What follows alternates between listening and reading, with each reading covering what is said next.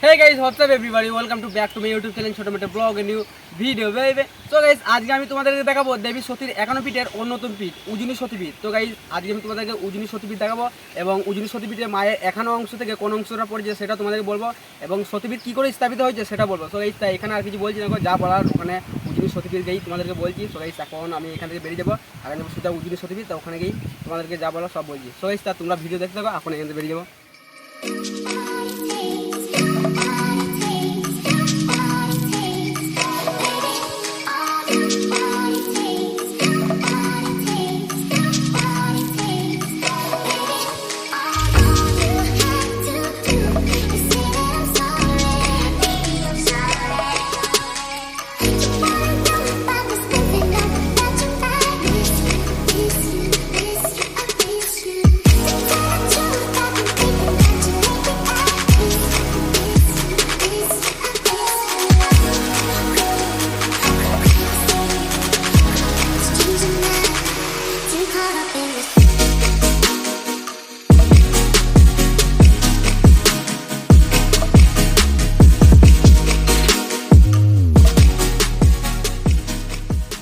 So guys, আমি চলে এসেছি দেবী সতীর 51 পীঠে অন্যতম পীঠ উজনি সতীপীঠ। তো গাইস, এটা হলো উজনি সতীপীঠ মন্দির, এটা মা সতীর মন্দির। তো গাইস, তা মা সতীর মন্দিরটা এখন বন্ধ আছে, এখানে তা এখন খুলে নাই। যে এখানে পূজারি যেখানে দেখাশুনো করে তার বাড়ি আছে এটাই, তা তাকে বলবো খোলার জন্য।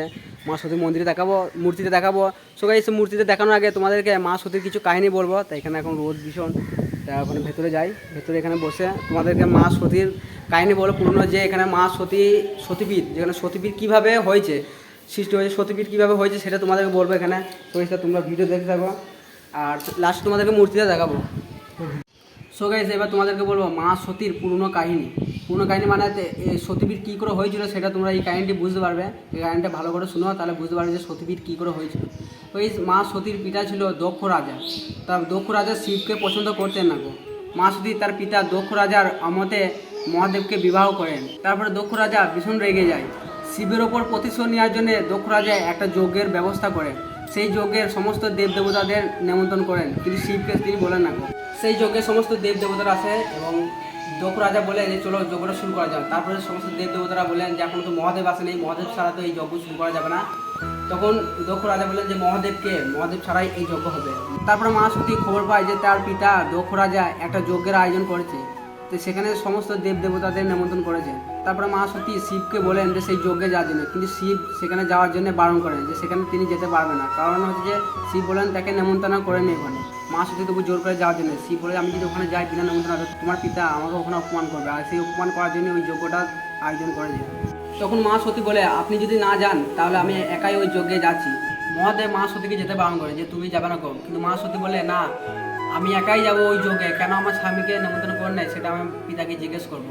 মা সতী শুনে না বলে যে বেশ ঠিক আছে, আমি নিমন্ত্রণে ওখানে যাবো না, ওই যজ্ঞে যাবো না, কিন্তু ওইটা যে আমার মায়ের বাড়িতে, আমি আমার মায়ের বাড়িতে যাবো। আমার মায়ের বাড়ি যেতে গেলে তো কোনো নিমন্ত্রণ লাগে না, তো আমি আমার মায়ের বাড়ি যাবো, মায়ের সঙ্গে দেখা করতে যাবো। এই জিদ করে মা সতী কৈলাস থেকে বেরিয়ে চলে যায় তার মায়ের বাড়ি। তারপরে মহাদেব নন্দীকে পাঠায় যে সতীর পেছু যেতে, যে সতীর খেয়াল রাখতে এবং তার রক্ষা করতে, যেন না কোনো ক্ষতি হয়, তার জন্য নন্দীকে তার সতীর পেছু পাঠায়। তারপরে মা সতী কৈলাস থেকে বেরিয়ে চলে যায় সোজা মায়ের বাড়ি, ওখানে যজ্ঞস্থানে। তার যজ্ঞস্থানে গিয়ে দেখে ওখানে সমস্ত দেবদেবতারা ওখানে রয়েছে, কিন্তু শিব ছাড়া এখানে সমস্ত দেবদেবতারা রয়েছে। তখন মা সতী তার পিতাকে জিজ্ঞেস করেন যে এখানে সমস্ত দেবদেবতাকে আপনি নিমন্ত্রণ করেছেন, আমার স্বামীকে কেন বলেন নেই এই যজ্ঞে। তখন দক্ষ রাজা বলেন তো স্বামী হচ্ছে একটা কাপুরুষ, ও শ্মশানবাসী, ও গাঁজা খায়, এরকম নানা রকম কথা বলেছে। অনেক কথা শুনেছে মা সতীকে শিবের নামে, অনেক নিন্দ করেছেন, অনেক অপমান করেছেন। তারপরে মা সতী সেই অপমান, সেই নিন্দ সহ করতে না পেরে মা সতী সেই যজ্ঞের আগুনের দেহ ত্যাগ করেন। ওখানে নন্দীও ছিলেন, নন্দী সব কিছু দেখেছেন, কিন্তু নন্দী কিছু করতে পারেনি, মা সতীকে রক্ষা করতে পারেনি। তারপরে মা সতী সেই যজ্ঞের আগুনে নিজের দেহ ত্যাগ করে। তারপরে নন্দী ওইখান থেকে যায় সোজা মহাদেবের কাছে গিয়ে সমস্ত ঘটনা খুলে বলেন, যখন যজ্ঞস্থানে কী কী হয়েছিল সব বলেন।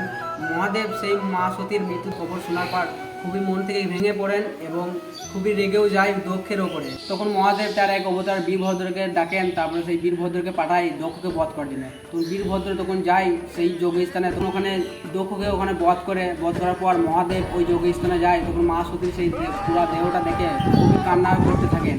তখন সেই মহাদেব মা সতীর সেই দেহটা কাঁধে নিয়ে ওই যজ্ঞস্থান থেকে বেরিয়ে যায়। তারপরে মা সতীর সেই দেহটা নিয়ে মহাদেব তাণ্ডব নৃত্য করতে থাকেন, ধুলাই করতে থাকেন। তারপর বিষ্ণু দেখেন যদি এইভাবে মহাদেব মা সতীর দেহটা নিয়ে এইভাবে যদি প্রলয় করতে থাকে, তাণ্ডব নৃত্য করতে থাকেন, তাহলে তো পৃথিবী ধ্বংস হয়ে যাবে। সেই পৃথিবীকে ধ্বংস হাত থেকে রক্ষা করার জন্য বিষ্ণু নিজের সুদর্শন চক্র দিয়ে মা সতীর সেই দেহটা 51টি ভাগে ভাগ করে দেয়। মা সতীর সেই দেহ 51টি অংশ যেখানে যেখানে পড়ছে সেখানে সতীপীঠ স্থাপিত হয়েছে। আর এখানে পড়ছিল মা সতীর বাঁ হাতে কোনো, তাই এখানে সতীপীঠ স্থাপিত হয়েছে। আর সতীপীঠ হলো খুবই পবিত্র জায়গা, কারণ হচ্ছে যে ওখানে মা সতীর 51 অংশে এক একটা অংশ আছে, কোনো জায়গায় পা, কোনো জায়গায় হাত, কোনো জায়গায় কোমরের অংশ এরকম আছে, কোনো জায়গায় আবার আঙুল আছে। তাই সতীপীঠ হলো একটা পবিত্র জায়গা। তো আর এখানে পড়ছিল মা সতী কোনো, বাঁ হাতের কোনো, আর এখানে সতীপীঠ স্থাপিত হয়েছে। আর এই সতীপীঠটা অবস্থিত হচ্ছে যে পূর্ব বর্ধমান জেলা কোগ্রাম, এটা হচ্ছে কোগ্রাম। তো পূর্ব বর্ধমান জেলা কোগ্রামে অবস্থিত এই সতীপীঠটা। তো এবার তোমাদেরকে সতীপীঠ কী সেটা বুঝতে পারলে সতীপীঠ কী করে হয়েছে, স্থাপিত কী করে হয়েছে। এরপর তোমাদেরকে দেখাবো মা সতীর মূর্তিটা। মা সতীর যে মূর্তিটা এখানে আছে, যেটা মঙ্গলচণ্ডী, মা মঙ্গলচণ্ডী রূপে পুজো করা হয়, সেটা তোমার দেখাবো। এখানে ঠাকুর মশাইদের বাড়িতে ঠাকুর মশাইকে একবার ডাকবো, তারপরে এটা খোলা করাবো। মন্দির এখন বন্ধ আছে, খোলা করাবো, তারপর তোমাদেরকে দেখাচ্ছি। তোমরা ভিডিও দেখতে থাকো। তো গাইসটা মন্দিরের গেট এখন খুলে দিয়েছে, ঠাকুরমশাইকে রিকোয়েস্ট করলাম, তারপরে খুললো। তোমাদেরকে দেখাচ্ছি এখানে মা সতীর প্রাচীন মূর্তিটা, যে প্রাচীন মূর্তিটা রয়েছে মা মঙ্গলচণ্ডীর রূপে এখন যেটা পুজো করা হয়, এটা ভেতরে ভালো করে দেখাচ্ছি। তো গাইস এটা যে মা মঙ্গলচণ্ডীর মূর্তি, আর ওর পাশে যেই শিবলিঙ্গটা দেখতে পাচ্ছ পাশে, ওটা হচ্ছে যে এই মন্দিরের ভৈরব, এটা যে কপিলেশ্বর, ওটাকে কপিলম্বর বা কপিলেশ্বর বলে। আর মা সতী মূর্তি। সো গাইস তোমরা এখানে মা সতী মূর্তিটা দেখলে, যেটা যে মা মঙ্গলচণ্ডী মূর্তি, যেটা মঙ্গলচণ্ডী রূপে এখন পুজো করা হয়। আর যে ভৈরবটা ছিল এখানে, যে মন্দিরের রক্ষক ভৈরব, কপিলেশ্বর ভৈরব, সেটা দেখতে পেলে, সেটা দেখিয়ে দিলাম। তো এখন মন্দির অফ করে দিয়েছে। তো গাইস এবার তোমাদেরকে এখানকার পুরো মন্দিরটা দেখা যায়, যে মন্দিরটা কত বড় এবং এই মন্দিরে আর কী কী আছে, মন্দিরে পুরোটা দেখেছি। তো আমি এখন যাবো সোজা গেটের কাছ থেকে দেখাবো পুরো ভিডিও দেখতে থাকো। ভীষণ রোদ রয়েছে এখানটায়। তো বেশ এবারে এখান থেকে তোমাদের দেখাচ্ছি পুরো মন্দিরটা, তোমরা ভিডিও দেখতে পাও। তো তাই এটা হলো মন্দিরের প্রথম গেট। তা তোমাদেরকে এবার ভেতরটা দেখাবো।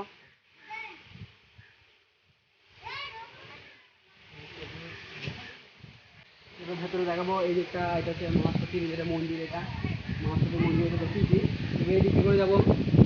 আর এখানে লেখা রয়েছে, দেখতে পাচ্ছি এখানে সতী মায়ের পবিত্র 51 পীঠের অন্যতম পীঠ মা মঙ্গলচণ্ডী এই স্থানে দেবীর বাম কুনোয় পড়েছিল। যেটা তোমাদের বললাম যে বাঁ হাতে কুনো পড়েছিল মা সতীর, এখানে প্রোগ্রাম উজানি পূর্ব বর্ধমান লেখা রয়েছে। চারিদিকে হচ্ছে এইখানটাতে ফুলের বাগান রয়েছে, করে যাবো।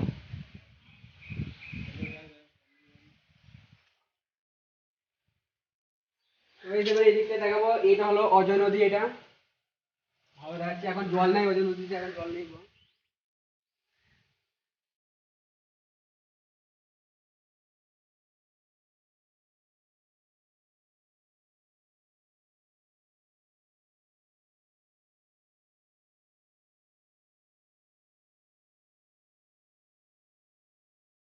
দেখতে জায়গাটা আছে এতটাই, এখানটা ওইটা হচ্ছে গেট, ওইটা একটা গেট, ওই দিকটা হচ্ছে জঙ্গল ওই দিকটা। তো গাইস আর এই দিকটা করা আছে পুরোটা জঙ্গল, অনেক জঙ্গল আছে। আর এই জঙ্গলের মধ্যেখানে মায়ের ভোগ খাওয়ানো হয়, যখন এই মায়ের পুজো হয়, উজিনি পুজো যেটা বলে, তখন মা মঙ্গলচণ্ডী যখন পুজো হয়, তখন এই জঙ্গলে আমাদের মধ্যেখানে মায়ের ভোগ খাওয়ানো হয়। হাজার হাজার ভক্তরা অনেক দূর দূরান্ত থেকে আসে, তখন মায়ের ভোগ খেতে এখানে ভোগ খায়, আর ওখানে মেলাটা যায়। তো গাইস এখানে সতীপীঠ ছাড়া এখানে একটা কবির বাড়ি আছে, সেই কবির হলো কবি কুমুদ রঞ্জন মল্লিকের বাড়ি। সেই বাড়িটা হলো এইখানে আছে, এই জঙ্গলটার কাছে আছে বাড়িটা, যেখানে মায়ের ভোগ খাওয়ানো হয়, সেই জঙ্গলের কাছে আছে কবি কুমুদ রঞ্জন মল্লিকের বাড়ি। আর ওটা হচ্ছে পিকনিক স্পট, ওখানে সবাই পিকনিক করে। আর এই দিকটা, এটা হচ্ছে গেট, এই দিকটা কবি কুমুদ রঞ্জন মল্লিকের বাড়ি থেকে এই দিকটা করে আসা যাবে।